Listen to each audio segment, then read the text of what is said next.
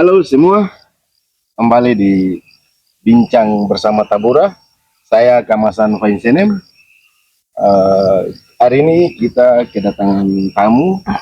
Yang pertama, Bapak Hutler Dimara sebagai penulis, dan juga Bapak Des Carlos sebagai pembina komunitas pena kreatif Papua Barat. Hari ini kita akan membahas soal sejarah penulisan buku, sejarah sending dan kekristenan di Kampung Kaibi, Teluk Wundama. Sebelum kita membahas lebih jauh, kita memperkenalkan dulu seperti apa sosok penulis dan juga dari pembina komunitas pena kreatif. Kita langsung untuk Bapak Hutler, silakan untuk memperkenalkan diri, keseharian dan juga penulisan bukunya, silakan. Ya, saya Hutler Dimara yang menulis buku sejarah sending dan kekristenan masyarakat Kaibi periode 1885 sampai 2025. Buku ini adalah lanjutan dari saya punya skripsi waktu di kampus STT GKI YSK ini. Waktu itu saya menulis tentang Cukup dulu Pak, penyanyi terlalu panjang, nanti masih masuk di perkenalan, kita belum masuk lebih jauh ke buku. Mungkin dari pembina ya di komunitas kreatif Papua Barat. Baik, perkenalkan saya Des Carlo Warabai. Saya bagian dari pena kreatif. Dalam struktur, posisi saya sebagai salah satu dewan pembina, dan arasnya kami itu berkaitan dengan literasi, di mana ada banyak sekali kegelisahan di kaum muda yang hari ini berbicara literasi masih terbatas, khususnya dalam dunia menulis. Kira-kira begitu ya. Baik. Hari ini Bapak Des Carlos dan Bapak Hutler telah memperkenalkan diri. Untuk itu kita akan bahas lebih jauh tentang penulisan buku sending dan kekristenan di Kampung Kaibi, Teluk Wundama ya di Depok. Mungkin secara garis besar Pak Pendeta bisa cerita apa motivasi dalam penulisan buku sending dan sejarah kekristenan. Apakah ini juga ada berkaitan dengan satu peradaban di tanah Papua? Silakan. Ya, terima kasih. Ya, ini juga adalah bagian dalam proses 1 abad pendidikan modern di tanah Papua yang dimulai oleh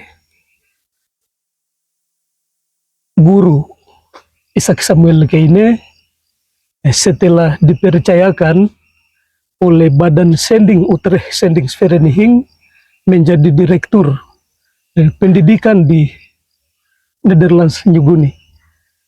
Jadi buku ini juga adalah bagian yang diikutsertakan ke dalam perayaan 1 abad. 1 abad. Tadi Pak Hutler singgung sedikit terkait dengan buku ini bagian dari tindak lanjut penulisan skripsi. Mungkin bisa cerita awal motivasi yang menarik sehingga dalam penulisan skripsi itu mengambil soal sending dan kekristenan. Kan di sisi lain Pak di teologi lah. Ya, mungkin silakan. Ceritanya begini, dulu masih di kampus, saya sudah tertarik untuk menulis tentang kekristenan kultural dalam masyarakat kolonial. Jadi saya pertama itu menulis tentang sejarah kekristenan kultural dalam masyarakat kolonial, itu saya pilih dia sebagai topik skripsi, tapi akhirnya dibatalkan. Judul lengkapnya adalah kekristenan kultural dalam masyarakat kolonial, telah historis teologis terhadap naskah-naskah khotbah berbahasa Melayu pendeta-pendeta Yuset V di New Guinea abad 19. Ya, tapi skripsi ini kemudian dibatalkan sama sekali. Dan saya memilih untuk menulis tentang kelompok Pekabar Injil Pribumi. Dalam menulis tentang kelompok Pekabar Injil Pribumi, saya pilih judul "Kami Bukan Guru, Tetapi Kami Adalah Mester."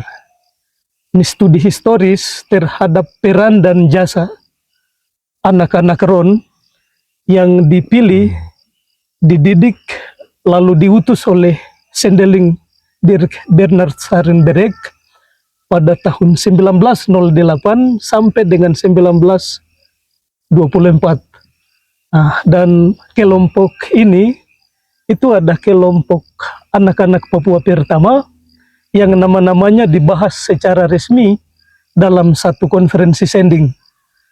Dan mereka-mereka inilah yang kemudian merintis jemaat-jemaat sending di pesisir daratan Teluk Wondama. Salah satunya KIB. Pak Penita, kalau tadi kita sudah bahas, tapi Pak belum jelaskan karena ini bagian dari tindak lanjut penulisan skripsi. Mungkin Pak kuliah di mana? Biar teman-teman mengetahui sedikit saja, yang terlalu banyak karena kita akan bahas lebih dalam. Silakan.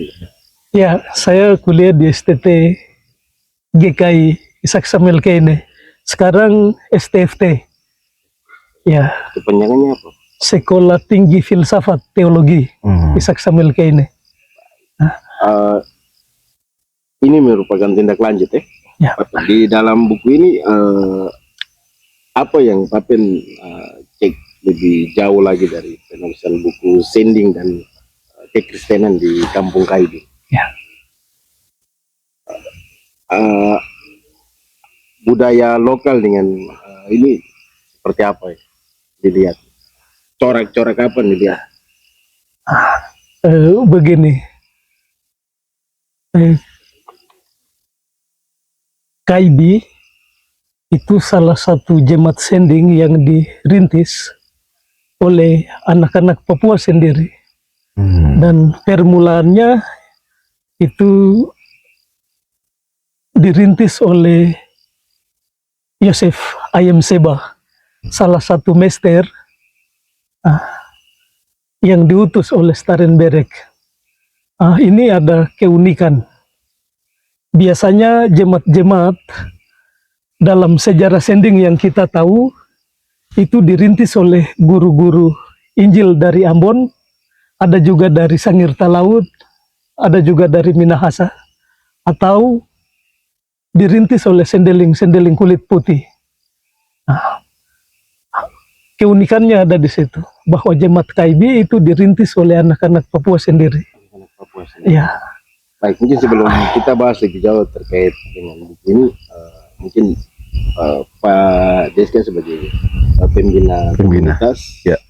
Mungkin kan ini menuju pada tanggal 5 Oktober nanti akan dilakukan beda buku. Benar. Dengan, sejarah kekristenan ini masih terbatas, tapi dari teman-teman dari komunitas sudah mendapatkan buku itu. Mungkin pandangan dari sebagai penggiat literasi seperti apa nih melihat? Baik, terima kasih Kakak Kemasan. Jadi kami dari Pena cukup berbahagia ya, karena ada muncul salah satu penggiat literasi dalam konteks menulis yang hal ini menjadi kerinduan kami di komunitas Pena itu sendiri. Lalu kami merasa terpanggil karena ada diberikan kepercayaan lewat giat di tanggal 5 Oktober nanti untuk membantu memboboti tulisan dari pendeta Huttler ini sendiri. Jadi hal-hal yang coba kami cermati dari sisi kami di komunitas, baik dari sisi penulisannya, tapi kemudian konstruksi berpikir yang nanti coba akan kami kaji berdasarkan apa yang telah ditulis oleh pendeta Huttler itu sendiri. Ekspektasi pertama membaca buku itu seperti apa?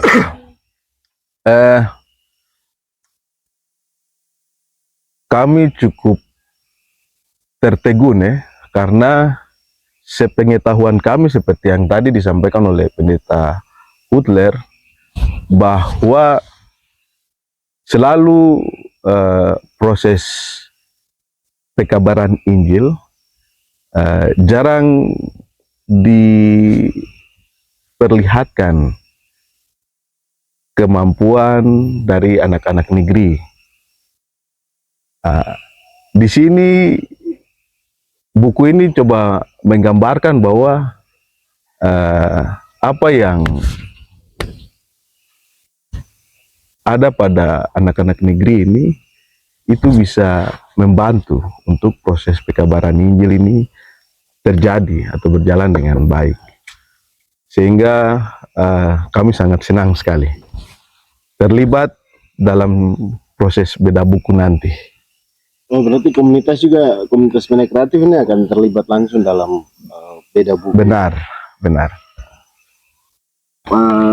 Pendeta, mungkin bisa bahas sedikit terkait dengan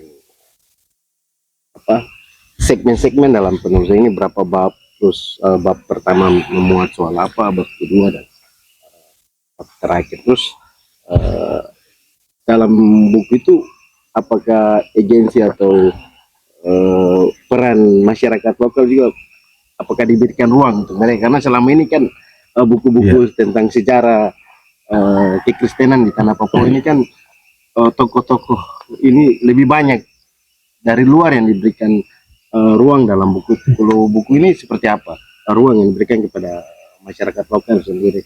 Silakan. Ya, baik. Dalam buku Sejarah Sending dan Kekristenan di Masyarakat KIB periode 1885 sampai 2025 itu terdiri dari 3 bagian. Bagian pertama memuat tentang konteks dan mitra perjumpaan. Jadi masyarakat KIB sebagai konteks, sementara pihak pekabar Injil yang diutus oleh lembaga-lembaga sending yang bekerja sama itu sebagai mitra jumpa. Bab 1 itu KIB dalam konteks mitologi dan sejarah sending di Papua. Dan bab yang kedua itu tatanan masyarakat dan kepercayaan asli masyarakat KIB. Bab yang ketiga itu lembaga-lembaga pekabaran Injil dan para utusan. Di dalam bab yang ketiga ini sedapat mungkin digambarkan historis dari lembaga-lembaga pekabaran Injil, tapi juga organisasi, wawasan misiologis, juga para utusan. Metode yang digunakan oleh utusan-utusan pada waktu dia ada di jemaat-jemaat itu dibahas. Dan bagian yang kedua itu adalah proses dan perkembangan perjumpaan. Bagian ini terdiri dari bab 4 yang bicara tentang perintisan perjumpaan dari 1885 sampai 1908. Kemudian bab 5 tentang perjumpaan yang intensif antara Injil dan masyarakat KIB.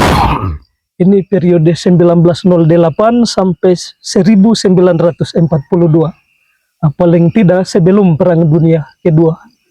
Dan juga awal Perang Dunia Pertama itu pecah, Perang Pasifik ya. Bab yang ke-6 itu berbicara tentang perjumpaan Injil pada masa pendudukan Jepang dan persiapan menuju pembentukan gereja Kristen Injili di tanah Papua Secara mandiri. secara mandiri. Ya. Pasca pecahnya Perang Dunia Pertama dan Perang Dunia Kedua. Ya, sesudah Perang Dunia Kedua muncul inisiatif dari lembaga-lembaga pekabaran Injil untuk sesegera mungkin mendirikan satu gereja yang punya watak dan karakternya itu benar-benar kepapuaan. Dan nama gereja itu adalah Evangelise Christelike Kerek of New Guinea. Sekarang GKI di tanah Papua. Bab ke-7 perjumpaan Injil pada masa GKI berdiri sendiri. Ini mulai dari tahun 1956 sampai dengan 2025. Bagian yang ketiga itu evaluasi, rangkuman, kesimpulan, dan refleksi. Ya, ini ada 3 bab. Jadi bab 8 itu bicara tentang beberapa masalah teologis di sekitar perjumpaan Injil dan masyarakat KIB. Ini lebih cocok itu perjumpaan Injil dan kebudayaan masyarakat KIB. Dan bab ke-9 itu dampak perjumpaan Injil dan kebudayaan masyarakat KIB. Nilai-nilai baru yang muncul setelah perjumpaan itu dibahas. Misalnya di bidang kegerajaan dan kehidupan kerohanian, tapi juga di bidang sosial dan ekonomi, bidang politik, di bidang pendidikan, tapi juga bidang adat istiadat dan kebudayaan. Bab ke-10 itu rangkuman, kesimpulan, dan refleksi. Jadi buku ini terdiri dari 3 bagian dan 10 bab yang pokok-pokoknya sudah saya sampaikan. Terima kasih. Pak Pendeta, ini kan tadi singgung terkait dengan pendirian gereja GKI ya secara mandiri yang mempunyai ciri khas lokal. Mungkin apakah di dalam dari penulisan buku ini juga mengarah ke situ, ciri khas GKI seperti apa yang muncul dari lokal di wilayah tanah Papua ini kan baru satu saja daerah yang ditulis, masih ada daerah-daerah lain lagi yang dari sisi kebudayaan dan nilai-nilai agama itu bertabrakan. Artinya apa ke depan yang menjadi tujuan besar Papen dalam penulisan buku? Ya, baik. Menurut saya, pertama-tama GKI di tanah Papua sebagai gereja yang mandiri, sebagai hasil dari pekabaran Injil oleh lembaga-lembaga sending yang bekerja sama selama 101 tahun. Gereja ini pada bagian yang lain itu punya warna oikumenis. Dalam sejarah gereja kita biasanya mengenal wajah gereja dengan bentuk yang nota eklesiae atau nota-nota kesepahaman bersama. Bagian ini mengingatkan kita bahwa GKI di tanah Papua adalah bagian dari gereja secara universal, gereja yang am, kudus, dan rasuli. Tetapi jangan kita lupa bahwa gereja juga punya wajah lokal. Wajah yang lokal ini yang menurut saya dalam 50 tahun terakhir itu tidak nampak. Ini gereja terus bergumul untuk mencari wajah, arah, dan bentuk yang lokal ini. Ya kita tahu bahwa hari ini dari 87 tata ibadah ada 1 tata ibadah yang kontekstualisasi. Tapi menurut saya hari ini kita terlalu cepat-cepat untuk bagian yang satu ini. Mestinya kita meneliti dan menulis dari jemaat-jemaat lokal supaya kemudian hasilnya itu memberi bentuk. pada tata ibadah yang kontekstual itu sendiri. Nah, itu salah satu, dan masih ada banyak hal lain. Baik, ya, tadi di sini kan dalam penulisan buku ini ada ruang yang diberikan kepada peran masyarakat lokal atau tokoh-tokoh lokal. Mungkin Pak Pendeta bisa jelaskan sedikit soal peran tokoh-tokoh lokal, nama-nama mereka, terus peran mereka seperti apa. Terus ini nanti proses beda bukunya di jemaat mana ini rencana KIB KIB, respon masyarakat di sana seperti apa? sangat siap. Mungkin Pak Pendeta bisa jelaskan sedikit tokoh-tokoh lokal yang berperan dalam pekabaran kekristenan di kampung KIB. Siapa saya, silakan. Ya. Pertama-tama mengenai tokoh-tokoh lokal, ini tokoh-tokoh yang tidak kalah penting. Sebab selama ini kadang-kadang tokoh-tokoh lokal ini tidak diberikan tempat yang luas dalam sejarahnya sendiri. Jadi tokoh-tokoh ini adalah figur-figur yang tidak hanya pasif menerima, tapi sangat aktif merespon berita Injil itu sendiri. Misalnya di KIB itu ada tokoh Mundait Mararani. Ini tokoh yang unik. Pertama-tama dia punya kemampuan berbahasa. Selain dia menguasai bahasa Melayu, dia sedikit berbahasa Belanda, dia juga menguasai bahasa Nufor, tapi juga bahasa Waropen. Jadi Mundait ini tokoh yang unik, dan dia jadi agen penghubung. Selain jadi penerjemah, sewaktu-waktu di jemaat KIB tidak ada guru yang ditempatkan, dia bisa mengajar dan memimpin jemaat KIB. Itu dalam beberapa sumber informasi lokal itu saya terima itu. Selain dia ada satu tokoh namanya Korio Imbiri. Ini juga tokoh yang unik. Dari masa mudanya dia banyak terlibat dalam banyak pertempuran, perang-perang Rak. Dia salah satu yang sangat diperhitungkan oleh orang-orang KIB di masa itu. Dan dia punya tugas itu selalu melindungi guru-guru yang ditugaskan ke KIB supaya tidak diganggu. Dan ada satu tokoh lagi namanya Sabeki. Ini juga tokoh yang unik. Sabeki ini dia orang Kamasan, penempa besi.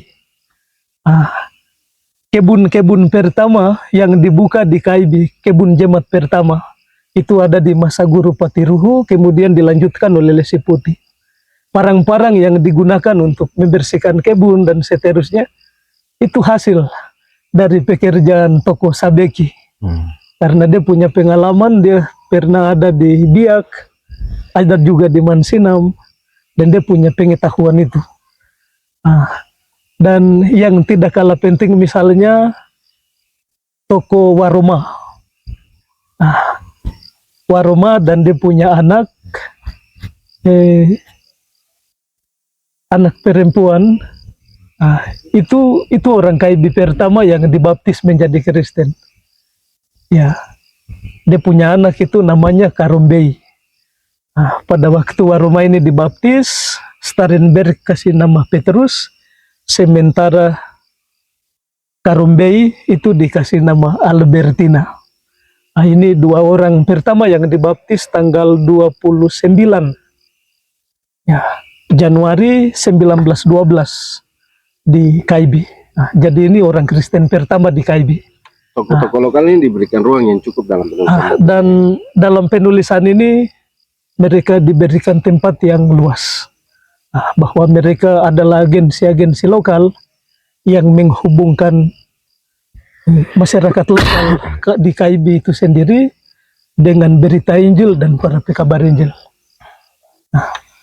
Kita ke Bapak Deska dulu, mungkin dari sisi pembina komunitas Bina Kreatif Papua Barat, tetapi juga sebagai akademisi. Iya. Melihat buku ini dari sisi sistematika dan ini karena penulisan sejarah ya, Iya. nanti kita akan runut dari tahun ke tahun, periode ke periode. Mungkin dari sisi ini Bapak melihat buku ini untuk sistematikanya seperti apa nih? Kalau secara struktur penulisan, kami melihat sudah cukup baik dari strukturnya. Kerangka berpikirnya sudah cukup baik. Tetapi yang kami mau lihat itu kira-kira dari hasil bedah nanti akan melahirkan penulis-penulis lokal dari ya kalau konteks KIB berarti dari masyarakat di KIB, karena saya melihat ini konsep yang cukup baik, berbicara bagaimana dunia akademisi kemudian dibawa ke suasana kampung, lalu membahas sebuah hal yang penting, karena kita bicara menulis, bicara tulisan, ini kita meletakkan jejak sejarah yang kemudian nanti akan dipakai oleh generasi kemudian, dan bagian ini menjadi penting. Kami di Pena juga sebenarnya sudah ada mengeluarkan beberapa tulisan-tulisan, tapi itu masih dalam konteks novel, sedangkan untuk konteks sejarah kebetulan kami dapat bagian untuk lagi melihat situasi dari tulisan ini berkaitan dengan sejarah panjang, apalagi kita bicara ini terkait Injil ya, pekabaran Injil di tanah Papua yang cukup berwarna. Bagaimana konteksnya dari barat, perjalanan yang panjang, kemudian berhadapan dengan mereka di Papua yang tidak bisa kita menafikan bahwa sudah ada peradaban yang terbentuk. Dan ini bentuk benturan peradaban. Lalu kemudian banyak sekali tulisan-tulisan yang keluar dari luar, yang kemudian menceritakan situasi lokal. Pena dalam gumulannya membentuk komunitas ini, kami menginginkan benih-benih pucuk-pucuk ini, tunas-tunas negeri ini, ya penulis-penulis ini secara lokal untuk mewartakan, menyampaikan pikiran-pikiran tentang kami Papua, misalnya seperti begitu, supaya kita juga perlu mengkanter pandangan-pandangan, pikiran-pikiran dari luar yang mereka tidak berada langsung di misalnya konteksnya sekarang Papua atau konteksnya sekarang KIB dengan proses pekabaran yang terjadi. Mereka hanya menyimak dari catatan-catatan para sendeling, dari guru-guru jemaat, guru-guru Injil, tetapi yang kalau dari sisi mereka yang menerima langsung lalu cerita itu turun, itu kan belum. Sehingga itu ini menjadi penting sekali, dan saya sangat mensupport dan berharap. Kami Pena Kreatif sangat terbuka. Kami lewat situasi podcast ini, kami juga berharap supaya ada rekan-rekan yang lain, khususnya anak-anak negeri ini, supaya potensi kalian dalam menulis juga bisa tersampaikan. Mungkin begitu. Baik. Tadi kita bahas sedikit terkait dengan sistematika, tapi ya, ke depan akan ada beda buku ya. Benar. Mungkin Papen untuk jadwal tahapannya kapan, dan ini dibuka untuk umum atau seperti apa untuk beda bukunya?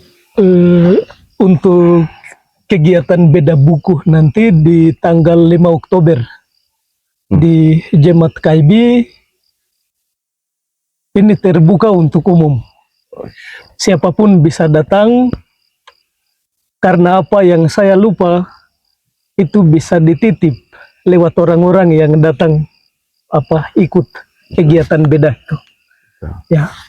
Dan ini menurut saya kegiatan bedah semacam ini seharusnya di kampus.